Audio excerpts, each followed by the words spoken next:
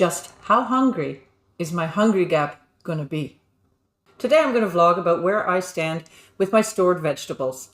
Just to show my reality, be transparent. I've shown in previous videos the harvests and how I store them. And let's see what's left. Hello and welcome back to Greta's Garden. I'm inside today. The weather is still a bit inclement. We've had a lot of rain and it's still very cold, normal for this time of year. Rain is better than snow. I'll take it any day. But an awful lot of rain has fallen and really cold days. But I'm just vlogging today because I'm officially here in my hungry gap. So I'm taking stock of what I have left. I'm not worried about it because I'm very planful with how we're eating now when we get lower and lower. But it's very intentional for me to empty my freezers and my stored root vegetables, etc. completely out prior to the new season. It's time for it all to be eaten anyways. And I don't like seeing anything left in there. So I went to the grocery store today. The shelves were pretty empty of produce. I'm not 100% sure of the reason for that. I didn't ask anyone, but it brought to mind often that occurs here, certain times of year, when storm systems come through. Our ferries can't get across from the mainland. We are an island, and 50% of goods in Newfoundland come across on trucks, on the ferries. And 70% of the produce that we eat in Newfoundland comes on those trucks. There are times when the shelves certainly are empty because the trucks just can't get across. And then if they do, sometimes the produce is less than fresh. So all I was able to purchase today was, there was one watermelon on the shelf. I don't even know. Hopefully it's good. A mini watermelon. That was $9.49. One cabbage, wasn't an overly large one, that was on sale. So it's $4.71. I got it for $1.48. Would have been $6.19 regular. And my main mission to go was carrots. I ran out of carrots. I made soup yesterday and used up my last 2 carrots from my own growing. And that was good. That's 10 months I got by from the first small carrots that I started harvesting to my stored ones now. The 2-pound bag was only $3.49, and I think that's about all the produce I could get my hands on. There were rutabagas, but I still have a half of one left. Yeah, a few root vegetables there, but no broccoli, no cauliflower, very little lettuce, just sad-looking shelves. When I first came here, it was during an incident of a 2-week where the ferries couldn't come across for 2 weeks. And I wasn't aware really of the reliance on that. And I went to the grocery store and there was carrots that I could bend. It was just terrible. And I thought I was in the land that time forgot. There was no vegetables. Later realized the reason why and the limitations we have, which all the more makes it very important for me to grow a year's worth of food. From eating it fresh, eating it seasonally. July, when the first things start coming up, we're delving into those. It's the lettuce, the peas, whatever's coming up first, turnips, and then we move into as everything grows. And then my storage. I really, really rely on full storage here. Forgot, I also got 4 tomatoes for $11.40. So every year I make a list and I see what's left, what's not left, and I also add what we liked and didn't like. And that's usually with regards to freezing of vegetables. So I'll just go through some of what I've written down so far. I'm probably missing some things. I no longer have any more potatoes. That's to be expected every year. Probably just a week ago, though, I used up the very tail end of softish, not bad, but they were certainly going soft and getting their eyes, in a soup of the potatoes. I have no more dandelions, and that's simply because I made an issue of getting rid of the last of them because I'm soon going to be able to harvest those. They're going to come up. I take the young dandelion leaves as they come up early spring. I have no more frozen beets. I do have 4 jars of pickled beets, but those weren't my beets. I bought them from a farmer's market. My own beets I froze for the first time ever, and they tasted perfect. So we'll be doing that again. I really enjoyed. They last long in my crisper, but to just boil them up with salt, pepper, butter, maybe vinegar, they were perfect.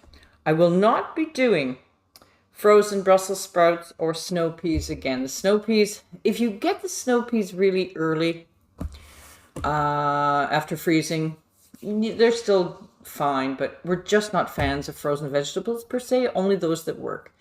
And snow peas don't work for us, so we're just going to eat them fresh and enjoy them and just chow down on those when they come. And the same with the Brussels sprouts. I've had success with the Brussels sprouts. I thought we really liked them, and this year we didn't like them frozen. So that's off the list. Green beans, I have no more left. I use frozen green beans only for Greek style green bean stew. They're braised in olive oil and tomatoes and lovely. And that's the only use I use for the green beans, because other than that, we don't like frozen green beans. But my frozen beans, the demi-sec, always perfect. I have a little left. I'll show you a clip of that. And I have my broad beans. I use broad beans a lot in a dip. So when I make that dip, it's a large quantity. But I still have quite a bit of those left, at least for a couple more dips, plus just to throw in some dishes also. I have used up all my dried broad beans and my dried peas. At the end of the season, I had an awful lot of peas this year. So I left a lot to dry for seed, but I ended up with so many that I used them in peas pudding. And they're gone. As far as celery goes, I have a large quantity. Those frozen celery for me is simply used in stews and soups, but it's a must for those. So I've got a lot left, and I make sure I have a lot of those. Hopefully this year I will. It's not looking great right now. My herbs are dwindling down. My teas are dwindling down. They're getting really low. My garlic scapes are getting low. I've been putting a big push on those. I found out I had a lot left because I grow 200 garlic. So getting through those, but I'm almost done. But I can live without those even if I don't have that many. I still do. I have some tomatoes left, but I'm buying tomatoes. I buy tomatoes for slicing all throughout the off season. But my frozen tomatoes that I use in, I've got some, the frozen tomatoes, that's all I have left. I have loads of blueberries left. We do really well with berries here. The wild blueberries, I probably have at least 5 gallons of those still left. We use those heavily though in smoothies and pies, so a lot. So they'll be gone. They're going to get me through to we start picking the blueberries again. I still have loads of strawberries left. We're plowing through that though, so we really enjoy those in smoothies especially, and desserts. But I've found in the grouting around many bags of strawberries left. I have very few partridge berry because Bruce loves that for a jam. That's a jam I do make. And few currants left, red and black, but I use that for Christmas gifts, a lot of them, for infused vodka and things like that. So just now it's the berries that are left from the currants are used to top decorating baking. As far as parsnips go, they're looking very sad at this point, but again, showing my reality. I have 4.5 of these left. They're really trying to grow. They're not as firm, obviously. They're a little spongy. Perfect for stews and soups. You don't notice the difference. So 4.5 of those. I mean, I don't use the whole one when I'm making a vegetable soup. So they'll last me still a long time. Now I only have a few squash left, but I didn't harvest a whole lot to begin with, so I've used them very sparingly in cooking. I haven't made maybe 2 soups only because it takes a lot of squash. The rest I've been either oven roasting or adding to some, risottos and things like that. Now I have 36 heads of garlic. That should do me just fine. That's the head, so I've got lots of cloves. I don't go through a whole head usually each week by any means. And I have 42 onions left, but I have lots of leeks in my freezer. Now I really go through my herbs quickly. It'll soon though be time that I can start gathering some from outdoors. Won't take too long for the thyme and the sage to come up. Rosemary I have indoors, so that's fine. Oregano I also have indoors. I'm going to move those outdoors though. Not much of the marjoram left.